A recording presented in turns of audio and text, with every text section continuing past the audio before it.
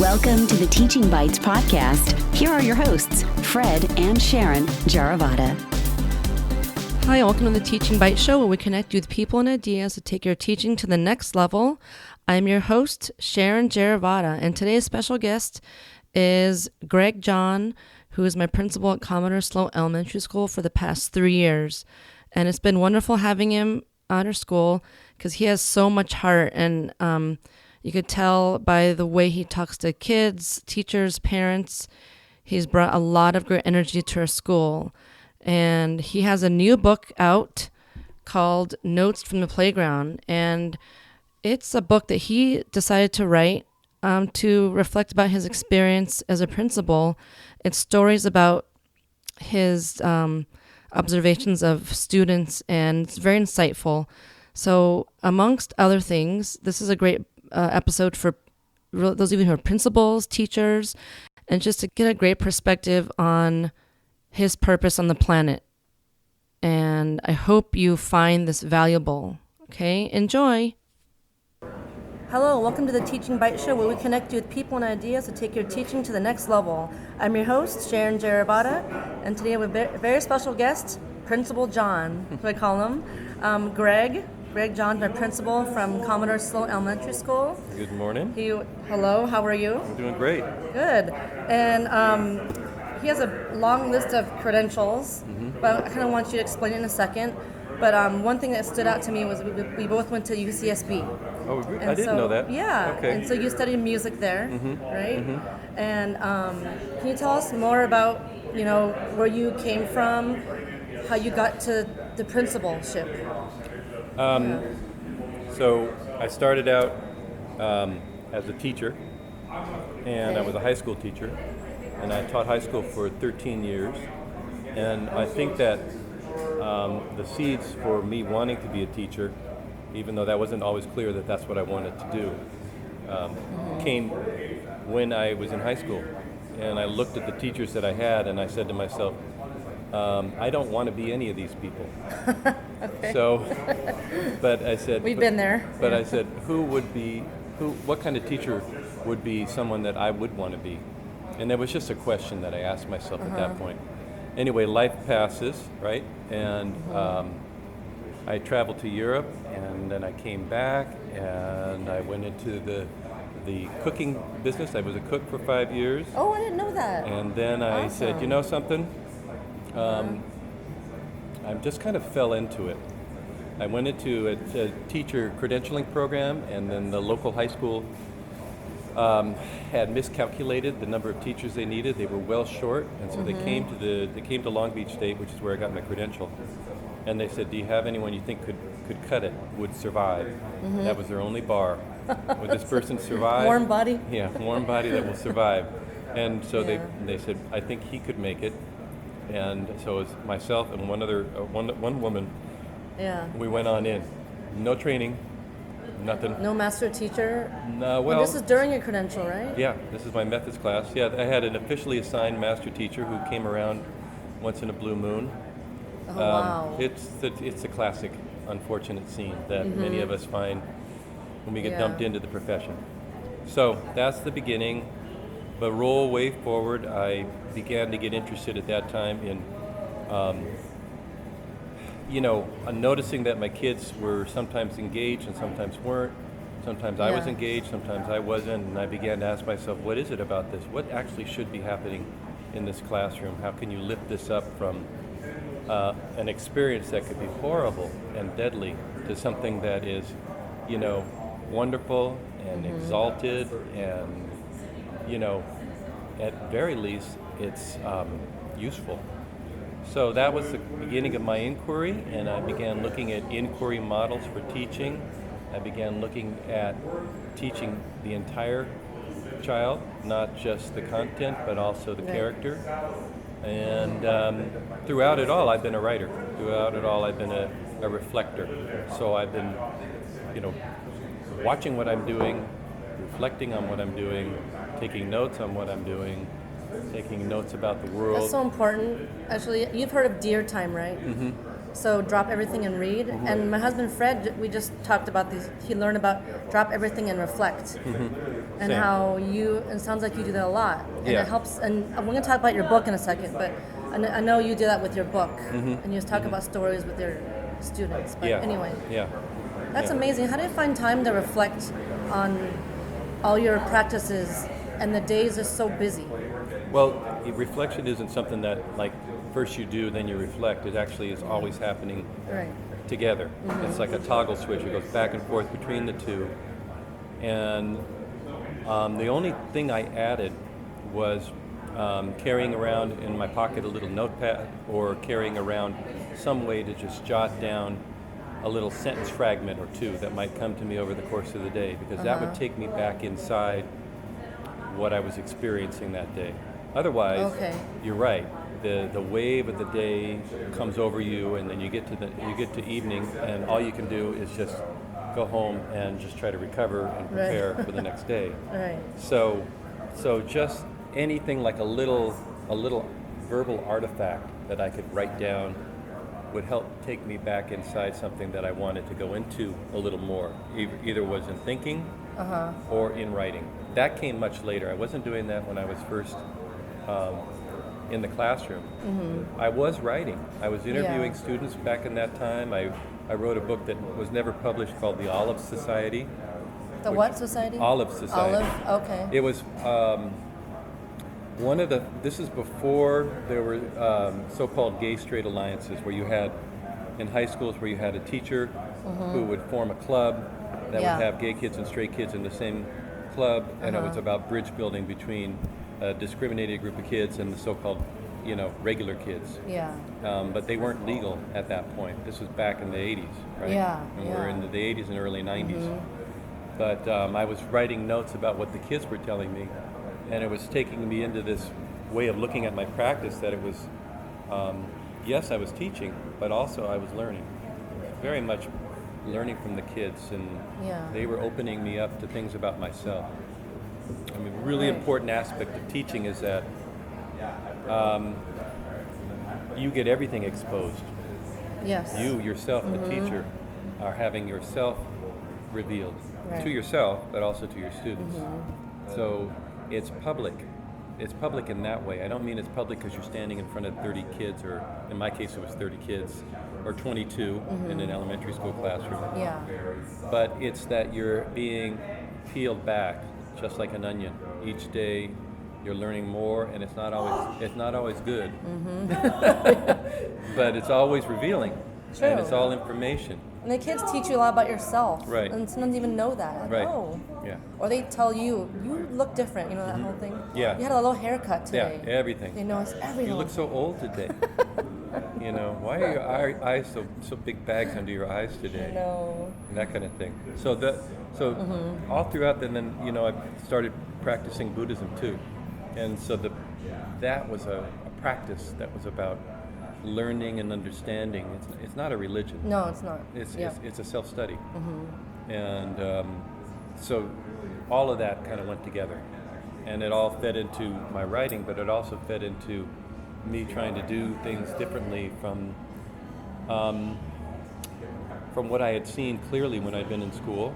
Didn't have a lot of good models to go on. I'm not criticizing. I'm just saying that's the nature of the beast.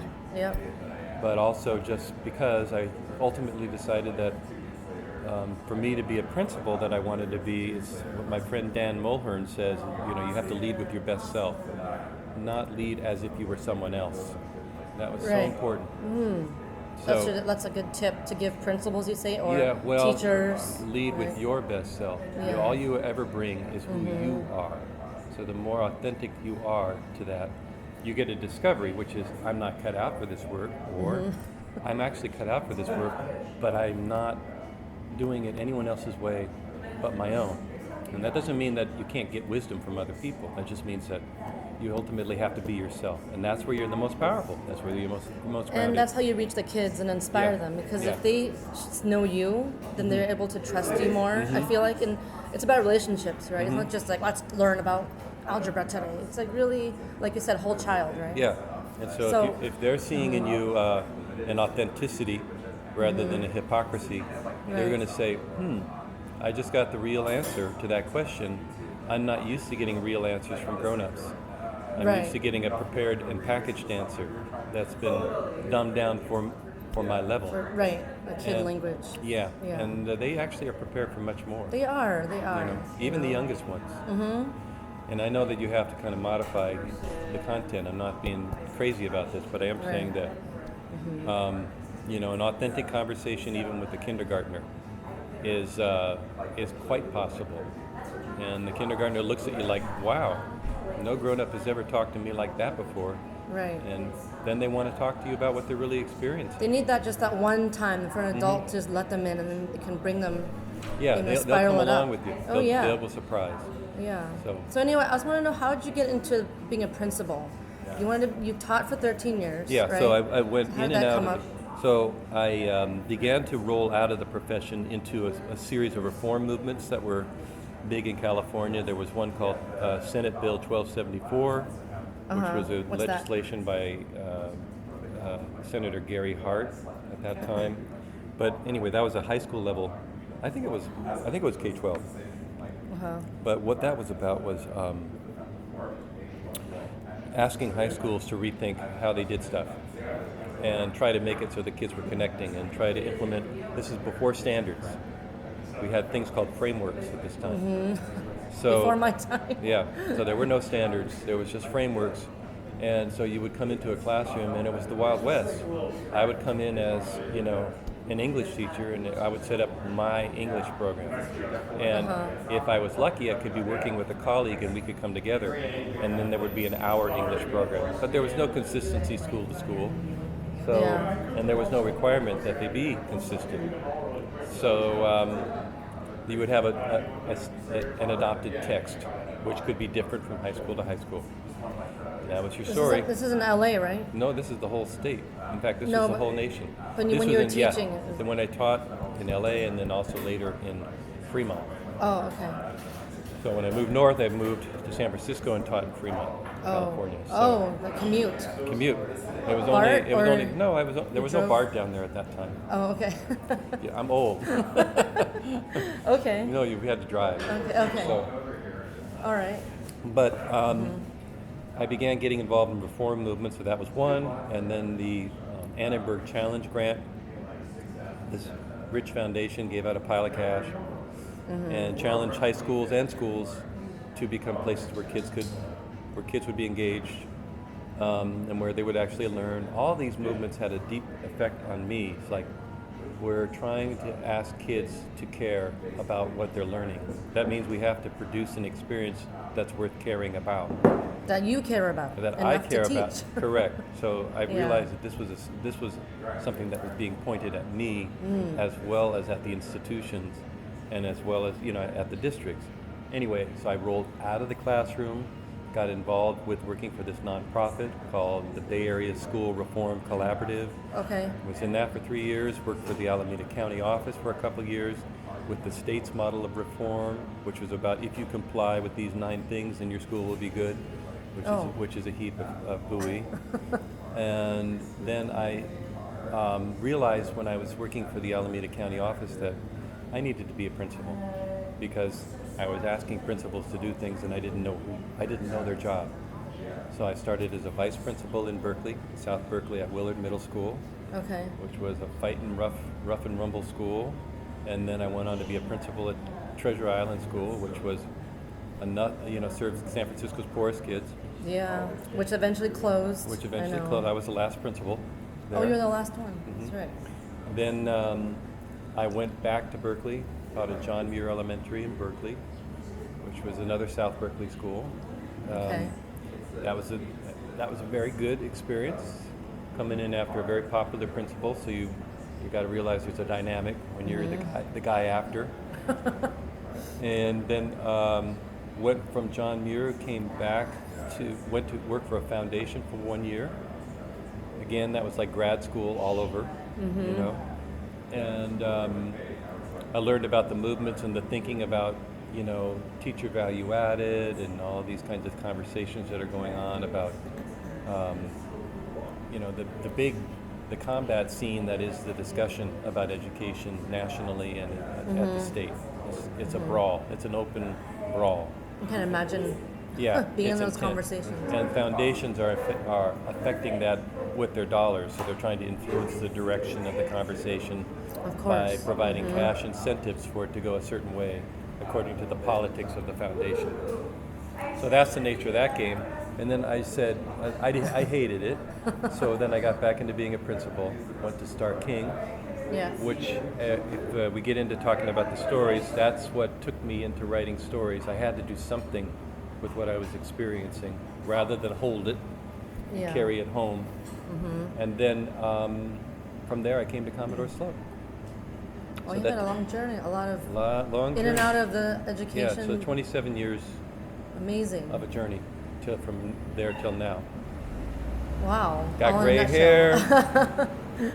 The whole bit. Still standing. Still standing. Yeah. Can you take us back to like the aha moment where you figured out, like just that moment, like teaching is for me?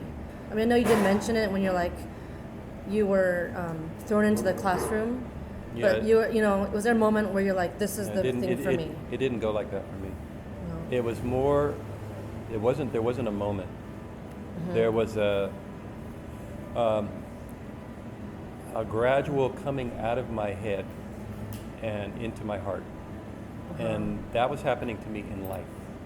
In life that was happening. And the classroom with children, with parents, with communities, with the whole human race was a wonderful place to be, to go through that kind of evolution. Oops, sorry. Personal evolution.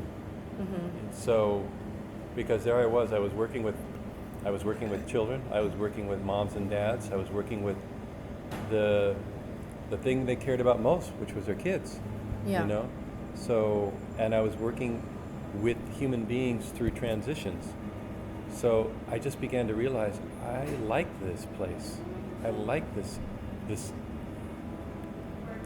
I like being a human being. I like talking to human beings. I like going on the journey with human beings. And I like being on this journey myself, you know? It's hard. It's rough to be alive, and given the option, I can't think of any other way I'd rather be. Yeah. So it was also about me coming to terms with it's really been a soul journey. And so that doesn't happen like pop. I mean, I guess there are stories, you know, like Saul gets hit on the head with a lightning bolt and he stands up and he's suddenly changed and he becomes Paul and all that. That wasn't my story. It was more of a gradual, almost like I don't mean this any too graphic of a way, but kind of like open heart surgery, you know, where we're in a spiritual way and in a soul way, your chest is being opened up and you're saying, wow, this is huge. This is just huge. And so that's been the journey. And that was happening in the classroom when I was asking kids about their experiences, and you know, they would come to me at lunch and they want to talk about stuff. And when I would sit with families as they were going through their painful stories, and they want to talk about, you know, what's happening and why, who, what, when, where, all that. And then I was mirroring that experience in my own life. So it's been a big journey, you know, and that's like, I feel that's been a gift to me. That is. I mean, it's like you help others, but they help you too. Yeah. Like without even intentionally helping you, right? But that's been evolutionary, not sudden, not sudden. So no aha like that, but there have been moments where I said, oh my God, this is just so profound. And then between those profound peaks, there's all kinds of, I mean, you know the business, it's full of a lot of drudgery. Yeah. You know, cleaning up after a kindergartner pukes on your shoes or what have you. Right. That's like, I wouldn't call that a peak moment. That's a puke moment. That's a puke moment. Do you have like a favorite, you talk about getting yourself through the day, and I know you do writing, but do you have a favorite like quote or mantra that helps you get through the day or the week? Or a saying you have? No, see, so if we're talking about when I'm now being a principal, being a principal is really about code shifting. I'm going to be talking to, you know, someone from the district, to someone from a community-based organization, to a 6-year-old, to a mom who suddenly found herself homeless, to an angry teacher, to, and all that can happen within 2 hours, So you're always shifting gears like that. And in each of those settings, you're having to kind of re-tee up how to, where am I? So I mentioned that I started practicing Tai Chi. Right. The Tai Chi is a physical practice, but it's a mental practice. Yeah. Because you're having to ground yourself, you're having to take the energy, you're having to know when to yield and when to thrust, you're having to do all these things, and you're having to try to do it in a very slow way. So that's been helpful to me too, to understand how and when to yield and when and how to time my push forward. It's kind of like yoga, because I do yoga sometimes. Yeah, Similar. it is. The Tai Chi is just, Right. you've got that whole figure 8 going on in Tai Chi, which is about the thrust and the yield, and the thrust and the yield, and everything is about that. And it's also about breathing. Yeah. So those are helpful things to me. I like how you do that on Thursdays when we do. Oh no, is it Thursdays? Thursday, yeah. In the mornings. Mm-hmm. If you could watch, did you ever see the kids? I know I you're do doing watch- it too. Yeah. But it's yeah. amazing to watch them quiet. Oh, Yeah. I ask them to find their feet, notice where their feet Yep. are, connected to the ground. That in Tai Chi, that posture is called the beginning, and it's also called the preparation. Yeah. So you're just standing even-footed, so they call it 50-50, half your weight on each foot. Your hands basically in front of you, but at their sides. Shoulder width apart. Yep. I know you say that. Real Yeah. shoulder, not way out, and so on. Yeah. And I watch the kids when they do that, and it gets really quiet, and I love that. They need hopefully, and I always hope kids would do that on their own, because I do my own kind of breathing. You see me do that too, right? Mm-hmm. On their own, when they're feeling like they need that moment. Yeah. Because we're so used to go, Mm-hmm. right? How about some stopping time and Yeah. reflection, thinking time? Right. You know what I mean? So Right. Well, stopping, I just think stopping for its own reason shifts the gear. yeah. And then something else will come. Maybe better, maybe worse, Yeah. but you've shifted gears. So, Okay, wow, that's very interesting that you have to figure out how to address each kind of audience. oh, as a absolutely, principal. absolutely. I mean, I'm just kids and teachers and parents, but you can imagine Well, it just the whole it's- community. Still, the unifying piece is it's still just me. It's still Yeah, just it's me yourself. interfacing with all these different groups. So, again, the more authentic, the more me I can be, the more connected I feel to the different groups I'm talking to. And that's really helped too, because I got to tell you, when you're working with different kinds of people, I mean, I grew up how I grew up in my own narrow little way. Yeah. And so and I'm not critiquing my parents, but that's just, we live in a very divided nation. It's divided by race and divided by class and divided by Yeah. religion and divided, and we see the divisions wanting to increase at this time. So for me, the coming into the world and coming into the human race as a product of a divided nation meant that I had a little provincial view of how the world was supposed to be. And that view has been completely questioned. And, it's been ripped apart. And I'm so grateful for that. But it wasn't graceful, because you fight to protect the things that you think are right. Right. And then you get questioned about whether you looked at it the right way or whether that is how it is. And as it turns out, well, no, it's a little more complicated than that. It's always a much bigger picture. So that comes Right. up for me when I'm sitting across from, a mom or a dad or both who come from a fundamentally different set of experiences, worldviews, everything from my own. And I'm called out. It's like they'll say, you know what? I've been called on saying and being just profoundly white. I remember an experience at John Muir, where I had a father, nice guy. He had his own radio show over there in Berkeley, African American guy.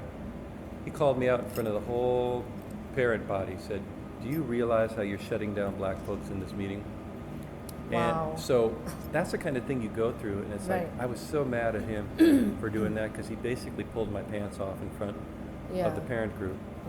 But it's been a gift, because I've gone back to that moment multiple times and asked myself, what was I doing in the room at that time?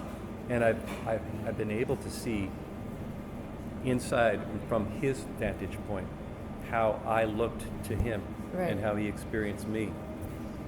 And I've been able to go back to doing that over and over. And each time it's been a real journey for me to get out of my little world, go into the other person's world, and look back in. Like, oh my God. You are very empathetic, I have to say. That's been I didn't start out that way. It's a journey.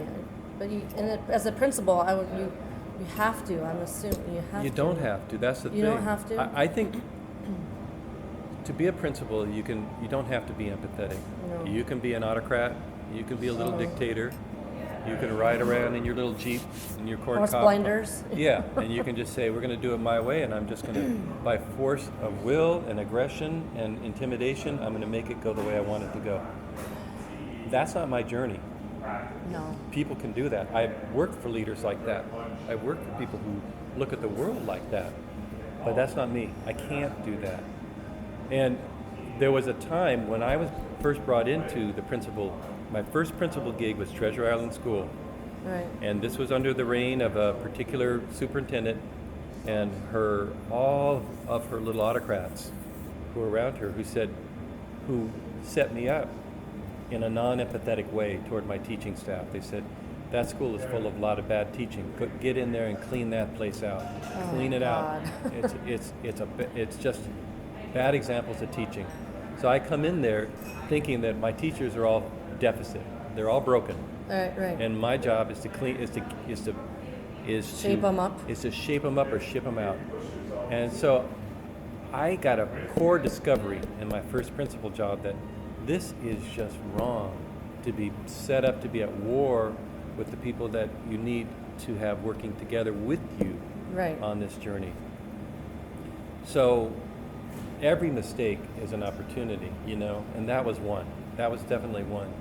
Having that my first principal job, Welcome. Empathy is like, there is this sense that you come in, you're defended, you're shielded, you're protected, because the world is a bouncy place. And, I'm coming in as a male, as a white male, thinking that this, You're going to be the savior. I'm going to be the savior, or the world is as I think it is, and and then to have that ripped away, first thing is a lot of scar tissue underneath that, because that's a defensive posture fundamentally. That's natural. That's human.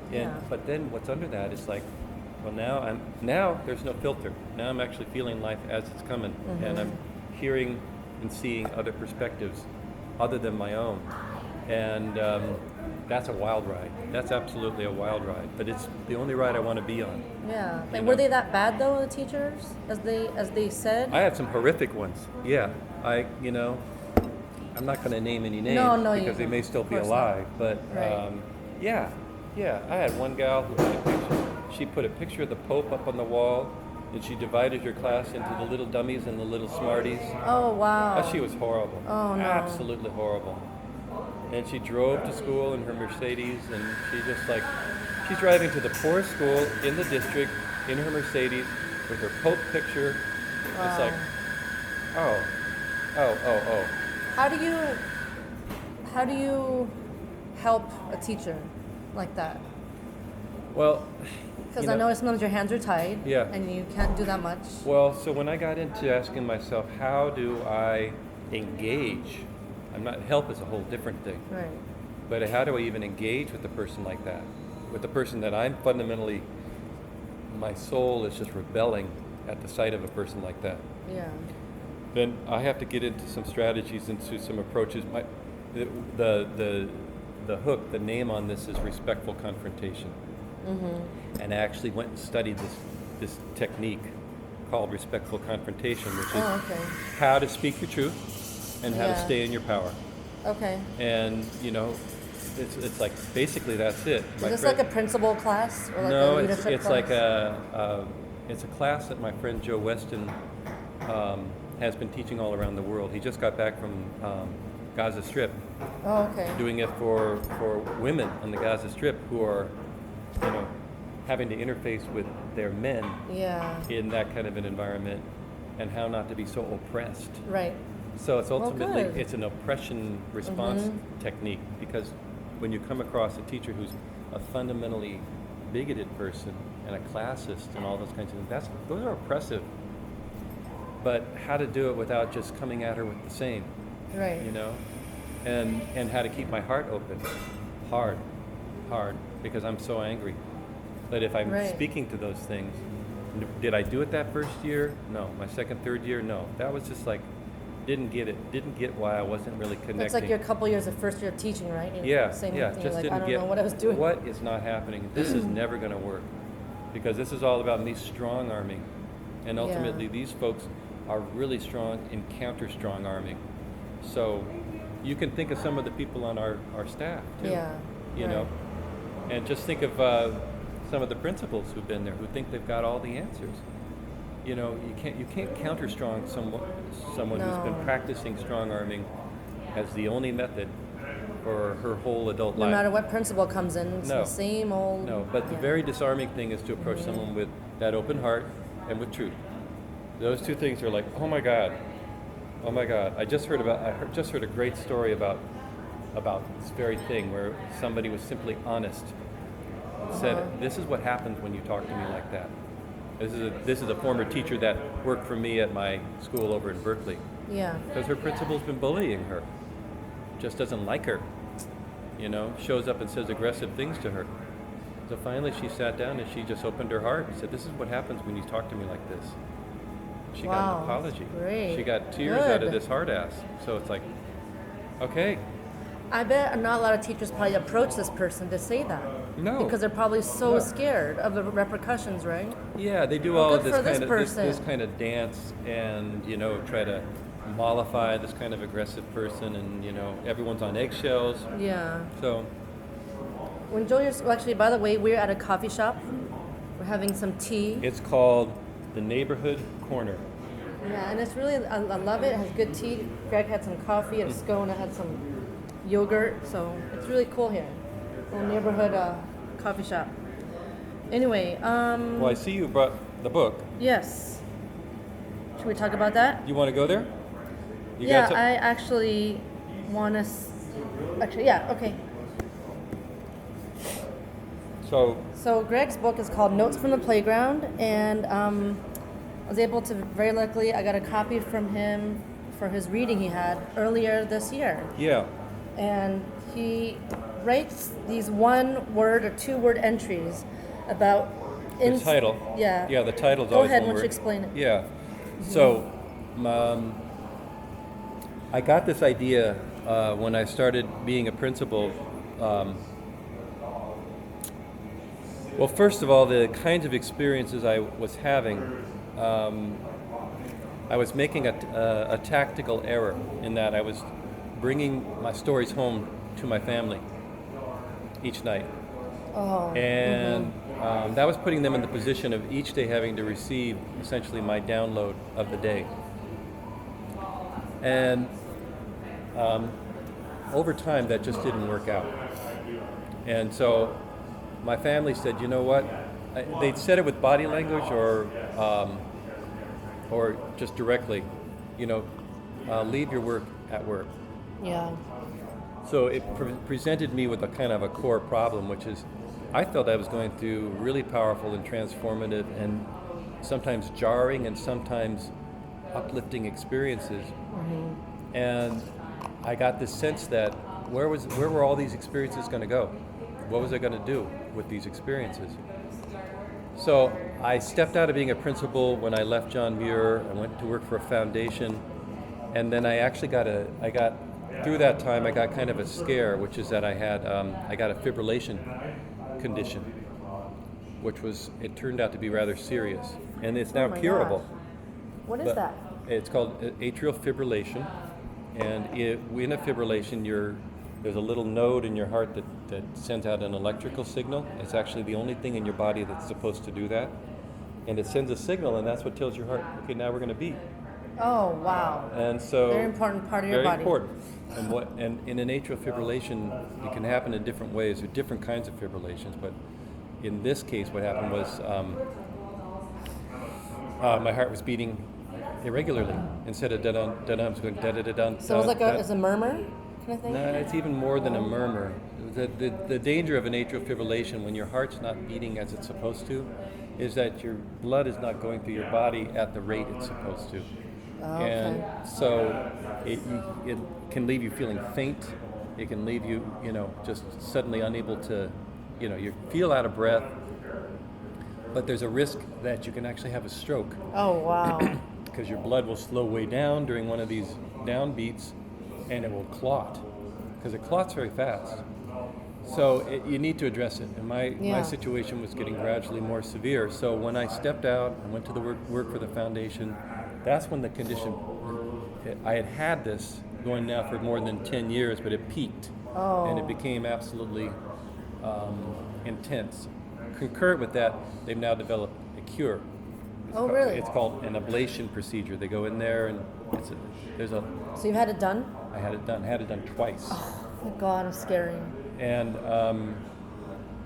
so now I'm cured of this condition. Oh, good. But when I came back out of the foundation after having seen, been through that took me all the way down to asking myself, how long are you going to be alive? Because you get those kinds of core questions. There were a couple of points where I really thought I was going to go, and then I was meanwhile going through a year in this foundation where they were asking big questions about the value of teaching and the nature of education and so on and so forth. And I was noticing that nobody was telling a teacher's story or a principal's story, especially a principal's story from a principal's perspective. It was academics that were talking about the work that I was doing. Yeah. And it was researchers talking about the work I was doing. But principals were too damn busy being principals. So no one was telling our story, not the way I was seeing it anyway. So I said, I got to write this down, because if I don't, then everything I've gone through will just disappear with me. And it will be as if I never existed. So you have to put me back in that time where it was a very either or, coming out of this health situation where I really was taken to the core like that, and I came out of there thinking, I better start writing this stuff down, because it's going to disappear with me, and I don't know how long I got. This would be a good book to have like new prospective principals read, or even current principals, right? Yeah. So I began writing what it feels like when I'm doing from the inside of my world and the inside of a kid's world, not from this lofty academics standpoint. No jargon and not talking about trends and patterns and data and restating the challenge of being a principal. It's like, no, that's not the experience of it, because we're not living in research when we're doing this work. We're actually living with people. Yeah. We're doing living. The day to day. Yeah. So I began writing these stories down. It goes way back. You wrote it on blog first, or you wrote it on paper first? I started on blog first. Well, I did both. I have like 6 or 7 big journal books full of my notes, and I just started writing them down. They started out being very much up in the head, and then ultimately, I got some really strong feedback saying, "Wow, when you really talk about who you are in this work and who the kids are, that's new. That's something we haven't seen before." And I said, okay, well, I'm getting the affirmation and I'm getting the green light to go through that door and not through the other door, which is all about being back up in the head. Right. And, so here I am, white male, raised to be in my head. This is the place I'm supposed to trust, not my heart. And I'm saying, no, come out of that room.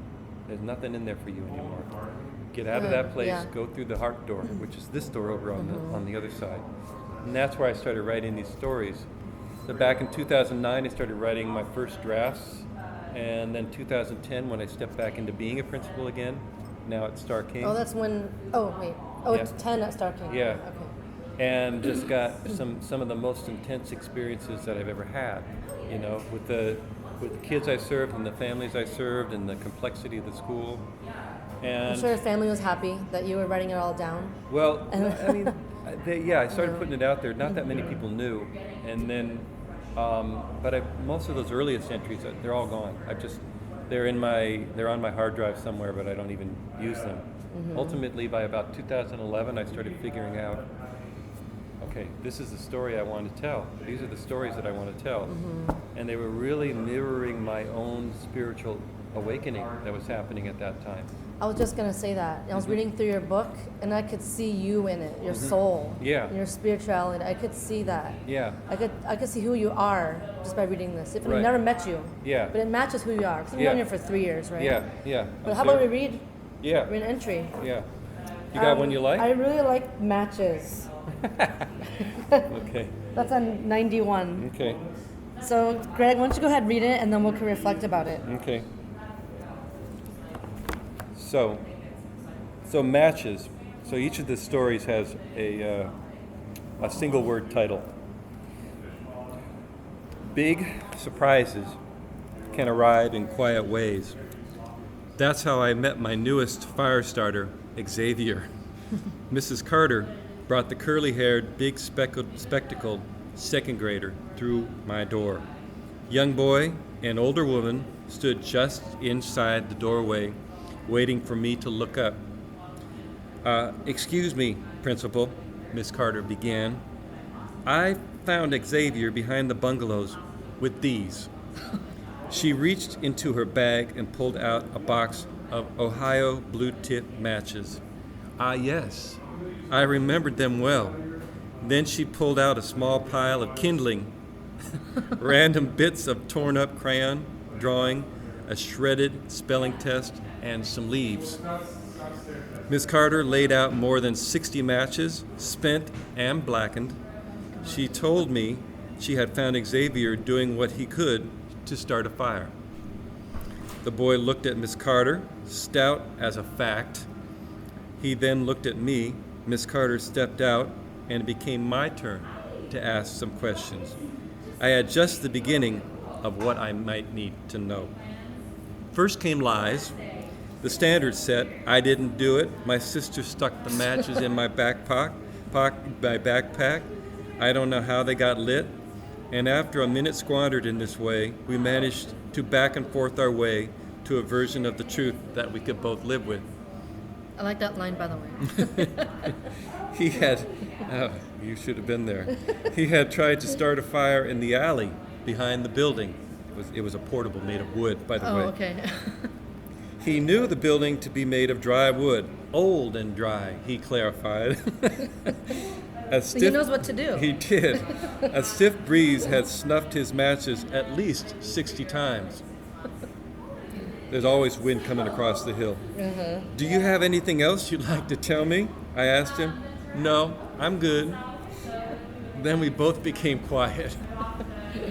When I was 8, I played with fire, just like Xavier. I didn't want to burn things down or make a big scene. I just remember becoming fused with the energy that arises from the act itself. Something primal lives in fire. Fast forward to now, to a context where boys can't roam, where initiation rituals show up as prohibitions and as misdemeanors, and I ask myself how boys sort through the right use of power. With no place to practice, the spark in boyhood just goes dark. Often when people talk about freedom, they speak of having freedom from something, freedom from hate, freedom from slavery, freedom from debt. Emma Goldman, on the other hand, talks about the freedom to. Practicing freedom in this affirming ways brings about realignment of one's approach to the world. We get better at taking responsibility. Seeing freedom as a to and not as a from can show us how to help boys and girls to become. Be careful with fire, Xavier. When curious, ask questions. When lost, seek help. Spirit grows from risks, but learn what wisdom means and how to let it in. I warned the boy that fire was real. It can kill and destroy. Respect it. I kept his matches and his kindling. I sent him back to class, called his father, I want to let you know that your son is entering the fire years. He said thank you as if we were brothers of the same tribe. To this boy, no lies told, no souls crushed. Ahead, a chance to build a different kind of fire. More than that, my honest wish for him to walk a bright path toward a different place from those that the circle around, than the circle around unending boyhoods. Would that his fires be bright ones to lead us. Oh, thank you for letting me read that. Oh, so nice to hear your words. Yeah. I mean, your voice. Oh, this just takes me back. So, this is Star King. Yeah. And this is not true now, but there were two portables there. They'd been there forever. And there was a little alley that kids could sneak in behind that.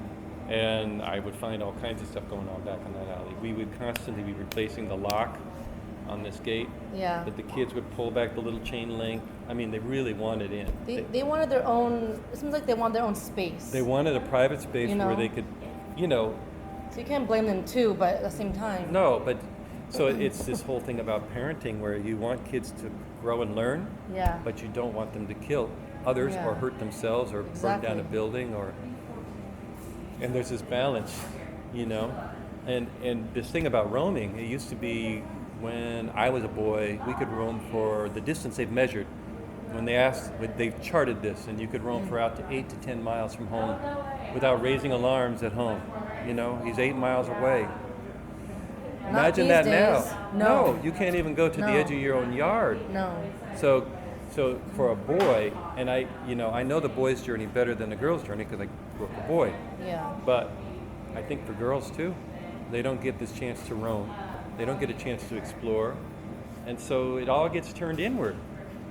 We are, as awful as it is, we are an exploring, a curious, and a conquering species. We really are.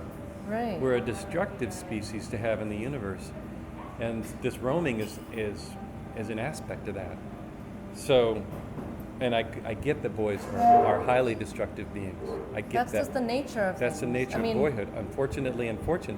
Luckily, the 61st match never happened. Who knows what happened? But the one thing I like about this story was that, yes, it's something that's alarming. Like, oh my God, he could burn down the house or the school. But then you said your son is entering the fire years. I like that you said that because it wasn't like your kid is about to burn down the school. It was more like this is his new passion. He really is curious about, and the fact that he knew exactly what to do. That was very intriguing to me. It's father to father, man to man. It's like, you know what this is. Because I know, you may tell me that you were always a good little boy and got A's in school. I know that's not true. Because that's just not true. You had some point where you were metaphorically or actually behind the shed doing bad things and experimenting. Right. It could be something else, but it could be anything else. So, but that's what.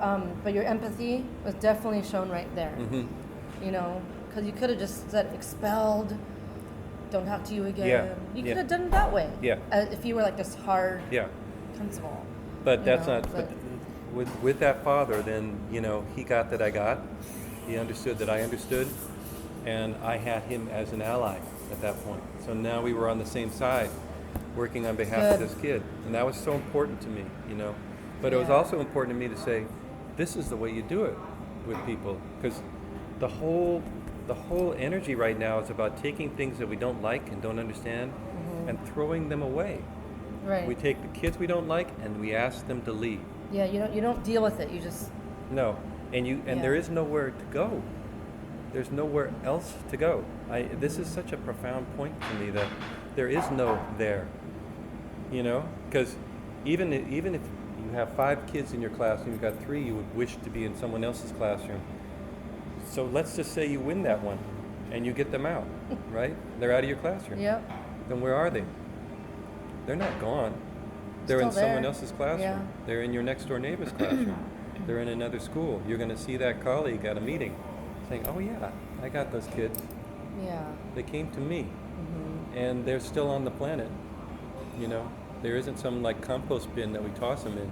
Well, there's no switch either. Yeah. It's just. And imagine, we've got this situation now where people are looking at whole groups of human beings, immigrants and refugees and Oh my God. this and that, saying, Brexit and and let's take all the 11 million migrants here and let's throw them back to wherever. What an asinine proposition that is, fundamentally. I mean, how can fundamentally we, flawed. as teachers and principals, how can you even change that? You can only change in your own Oh, context. it is so hard to change It's a that. huge thing, but I feel like we have a calling. I approach it empathetically for the teacher too, because every day she'll have to deal with that kid who is bothering the girl in front of him, pulling on her hair, cussing and all the crap that goes down. And I get it, because it's so irritating to have you stay up late planning a lesson and you have it undermined by that. I get it, but at the same time, there is nowhere else to go. So at the end of the day, as painful as it is, there isn't it. Well, these are your kids. You have to go through it thick and thin. It's also our grown-ups. It's also us. It's also that crazy auntie that comes to your family Thanksgiving party that you say, oh, Jesus, she's coming. Again. Aunt Clara is coming. What's she going to say to me now? Yeah, she ruins it every time. Yeah, and she's part of the family, unfortunately. Or But that's also the beauty of this job, is that you figure out how to work with it. It's a pain in the beauty. It's a pain in the beauty. I just keep looking at this world as one huge table where somehow 7 billion people could fit. And so I have to be able to sit across the table from like Mr. Brexit or even Mr. Trump or Mr. this or Mr. that and I'm not saying I'm good at it. I'm just as irritated as they are having to sit across from me. But that's the proposition and that's the skill set. So the fact that we don't know how to do anything sitting across the table from our opposite is why we're in such a pickle right now. Well, and hopefully kids will learn eventually from our teaching or something. Well, they're not going to learn from what they won't learn from they won't learn from what they're seeing. No. So that's the big challenge for me, that what they're seeing is more of the same. It's the let's throw them out, let's throw the kid out, and so on. So I do things that are controversial in the sense that I don't suspend kids. I don't send kids away. I try to figure out what are we going to do. I ask teachers, don't send him out. Don't send him to the office. And it's not because I'm asking for a break. It's that, have me come over. Bring the office to your classroom. Because this kid's getting this message that he's being tossed out. He's not getting the message that my behavior is wrong and I need to change and become more like what the teacher wants. He's getting the message that I don't fit. Right. And so therefore I don't belong. And therefore I'm going to start messing up stuff because I'm angry. So it's really hard. It's really hard. I think the human race is in this big pickle right now. And that's what this is writing about too. There are ways forward, and they are the least used. They're the road less traveled, for sure. Yeah, teaching with heart. Like the book you said that you were involved in. It's really like what you're about and what teachers should do. And Teaching with Heart it's another book that one of my pieces appears in.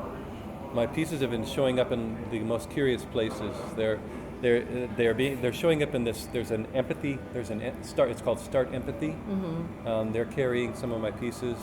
A magazine in Colorado called the Roaring Forks magazine picked up one of my pieces. Nice. Not really sure why, but there it is.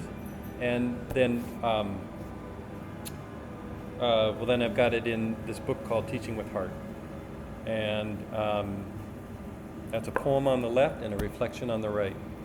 But essentially, it's about how teachers and leaders keep their hearts open as they're going through this work, because ultimately that's the thing that's where we're learning. And that's your next venture. That's my next venture. You're going to be training principals and teachers. Working with teachers and principals, mostly with principals. Because just as teachers are a much put upon group, so are principals, and it's a pretty instrumental position to either make things right or make things wrong. Is there a position right now in the district besides before you got on? It just got created? All of this is new. I mean, our district has approached supporting principals in some in different ways, and the I can understand that the intention's always been there to do the right thing. I can also understand from listening to principals that it hasn't connected, and that's why we leave as often and as early as we do. So, to me, the next step is really about how can you actually acknowledge what this profession is and support it as it is, as opposed to sending people with a clinical model or a research-based model or something like that. Send them with their whole heart open to what's actually happening for these people called principals, and support them in that way, support them in fact. Think about you. How did you, what was your support? Did you have a mentor? Did you have... My first job, I got handed a binder and said, here's your binder, read it, that's how you do it. And that was your support. That was my support. That's how I learned. And I had a brand new principal, so she didn't know what to offer me. So I watched the outgoing assistant principal. Two of my biggest mentors in this life have been two Japanese men. When I was a cook, it was Kazi Fujiwara, and then when I became an assistant principal, my first, it was Gene Nakamura. And I don't know why that matters, but it matters to me. I just look back at these are two people who showed me, Kazi about how to economize motion. When you go up the stairs, why didn't you take those things with you? Then you wouldn't have to come back down. Efficiency. Now you're up the stairs. Is there anything up there you can bring down? How come you're not thinking? How come you're not thinking? How come you're not thinking? Very Asian approach, yelling at me and making me embarrassed for my stupidity. So he was successful and it burned in an imprint. But Gene just said, you're here to serve. You are here to serve. How can you make the world these teachers are living in a better one? Does it mean mopping the floor? Does it mean fixing their window? Does it mean going in and repairing their desks? That's not somebody else's job. That's your job. Your job is everything that they need. That's what you do. That's how you do this. So don't go thinking you get to sit in your office. This is not an aristocrat's profession.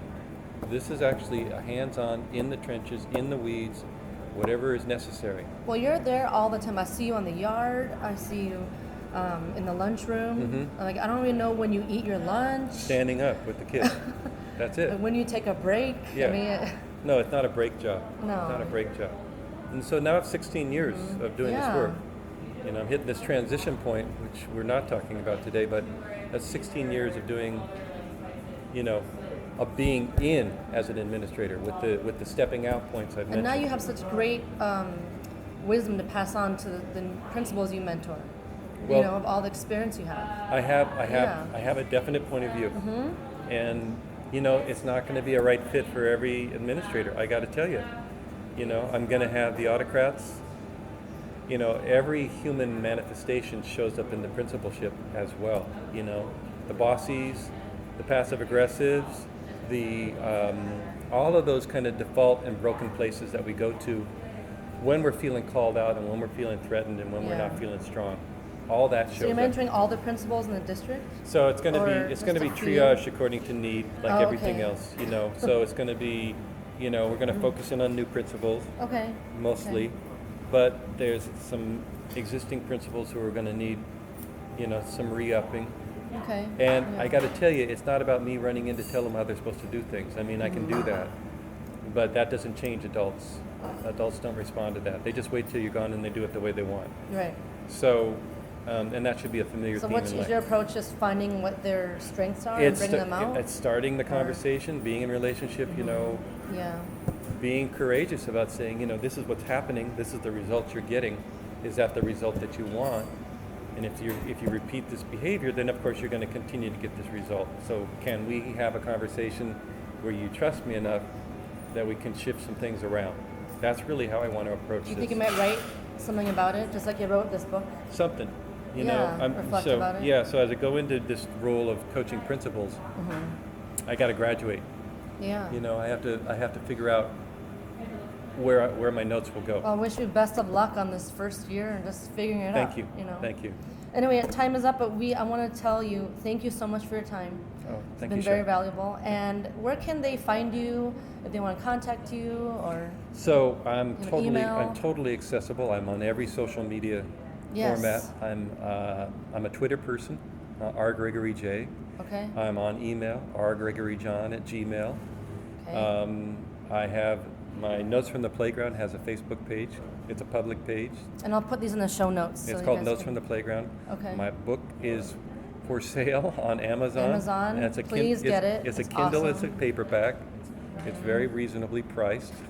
I've got my website, which is now called principaljohn.com, but it's going to change to. What's it going to be? It's going to be notesfromtheplayground.org. Okay. Got it. And then there's a project in motion to turn several of these into film. Oh, wow. So I don't know where that's going, but Cool. I've got a film editor and a talent organizer that are working with me on taking these stories and looking at them as performance pieces. And so turning them around like that. Okay. Let me know when you have an opening. I'll be right there. Yeah. But Cool. as that project hopefully becomes something, then I'll keep you posted. Okay, cool. Well, thank you, Greg, so much Thank you, Sharon. for your time. And everybody, please subscribe to our show and share it. We really appreciate it. And I'll talk to you later. Okay, Bye. Bye. Thank you for listening to the Teaching Bites podcast at www.teachingbites.com.